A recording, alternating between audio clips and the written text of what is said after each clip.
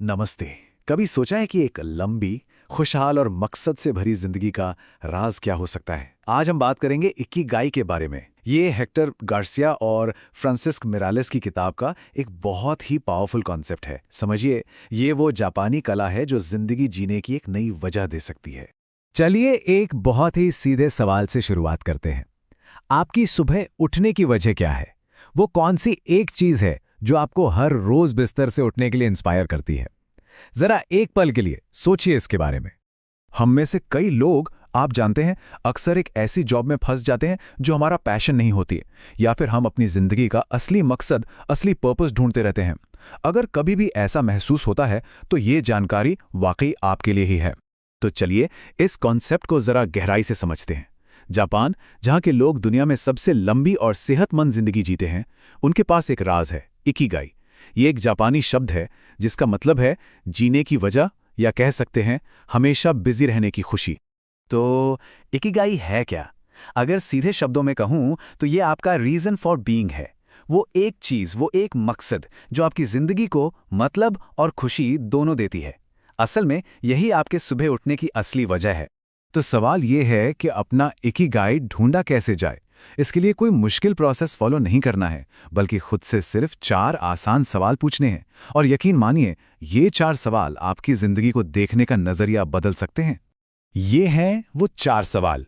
पहला, वो कौन सा काम है जिसे आप दिल से प्यार करते हैं? दूसरा, आप किस काम में माहिर हैं? आपकी स्किल्स क्या हैं? तीसरा, किस काम के लिए आपको पैसे मिल सकते हैं? और चौथा और सबसे जरूरी, दुनिया को किस चीज की जरूरत है जिसमें आप योगदान दे सकते हैं? सोचिए, एक भारतीय छात्र जिसे पेंटिंग का शौक है, पर परिवार एक सेफ इंजीनियरिंग जॉब चाहता है। इन 4 सवालों के जवाब उसे अपना रास्ता चुनने में कितनी मदद कर सकते हैं। और जब इन सवालों के जवाब मिलते हैं ना, तो जिंदगी के अलग अलग पहलू बनते हैं। जो काम आपको पसंद है और जिसमें आप अच्छे भी हैं, वो बन जाता है आपका पैशन। जिस काम में आप अच्छे हैं और जिसके लिए आपको पैसे भी मिलते हैं, वो है आपका प्रोफेशन। और ठीक इसी तरह मिशन और वोकेशन भी इन्हीं सर्कल्स के मिल से बनते हैं।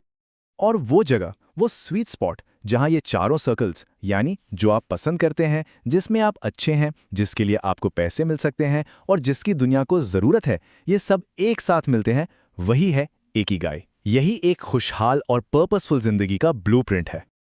लेकिन सिर्फ अपना इकिगाई ढूंढ लेना ही काफी नहीं है ना? उसे जीने के लिए एक सही लाइफस्टाइल अपनाना भी बहुत जरूरी है। तो चलिए अब जानते हैं लंबी जिंदगी के कुछ आसान जापानी राज जो कोई भी अपना सकता है। स्क्रीन पर यह नंबर देखिए, 80%। क्या हो सकता है ये? ये एक बहुत ही छोटी लेकिन असरदार आदत से जुड़ा है, जिसने सच में लाखों लोगों की जिंदगी बदल दी है। जापान के ओकिनावा के लोग एक नियम मानते हैं, हारा हाचिबू। इसका मतलब है अपना पेट कभी भी पूरा 100% मत भरिए, सिर्फ 80% तक खाइए। जैसे ही आपको लगे कि पेट भरने ही वाला है, बस खाना बंद कर दीजिए। इसके पीछे साइंस भी है। कम खाने से शरीर के डाइजेस्टिव सिस्टम पर कम जोर पड़ता है और एजिंग प्रोसेस धीमी हो जाती है। और एक कमाल की बात सुनिए, जापानी भाषा में रिटायरमेंट जैसा कोई शब्द ही नहीं है। जी हाँ, वहां के लोग कभी सच में रिटायर नहीं होते। वो हमेशा एक्टिव रहते हैं और अपनी पसंद का काम करते रहते हैं। ये बिल्कुल वैसा ही है जैसे हम भारत में अपने बड़े बुजुर्गों को देखते हैं, जो सुबह पार्क में योगा करते हैं या अपने छोटे मोटे कामों में लगे रहते हैं, हमेशा एक्टिव, हमेशा एंगेज्ड। और आखिर में मुआय का मतलब है आपका सोशल सर्कल, आपके पक्के दोस्त। एक ऐसा सपोर्ट सिस्टम बनाना जो हर मुश्किल और खुशी में आपके साथ खड़ा हो। जब हमारे पास ऐसे दोस्त होते हैं तो हमारा स्ट्रेस लेवल कम होता है और खुशी बढ़ती है। जैसे कॉलेज के दोस्तों का ग्रुप जिंदगी भर साथ निभाता है, ठीक वैसे ही एक मुआय आपको वो इमोशनल सपोर्ट देता है जो एक लंबी और खुशहाल जिंदगी के लिए बेहद जरूरी है। तो हमने इकिगाई के कॉन्सेप्ट को समझा और लंबी जिंदगी की कुछ जापानी आदतों को भी जाना। अब सबसे बड़ा सवाल यह है कि इस सफर की शुरुआत कैसे की जाए? आपका पहला कदम क्या होना चाहिए?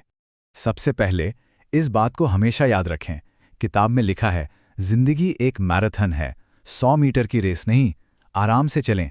अपने इकिगाई को ढूंढने में कोई जल्दबाजी मत कीजिए। इस खोज की प्रक्रिया का आनंद लीजिए।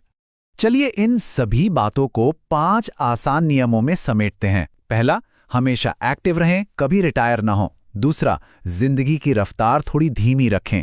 तीसरा, अपने आसपास अच्छे दोस्त रखें। चौथा, छोटी छोटी बातों पर मुस्कुराएं। और पांचवा, प्रकृति यानी नेचर के साथ जुड़ें। ये छोटे छोटे नियम आपकी जिंदगी में एक बड़ा पॉजिटिव बदलाव ला सकते हैं। तो हम वापस उसी सवाल पर आते हैं जहां से हमने शुरुआत की थी। अब जब आप इस जापानी राज को समझ चुके हैं तो एक बार फिर से खुद से पूछिए, आपका इकिगाई क्या है? इस सवाल का जवाब ही आपकी खुशहाल और मकसद से भरी जिंदगी की चाबी है।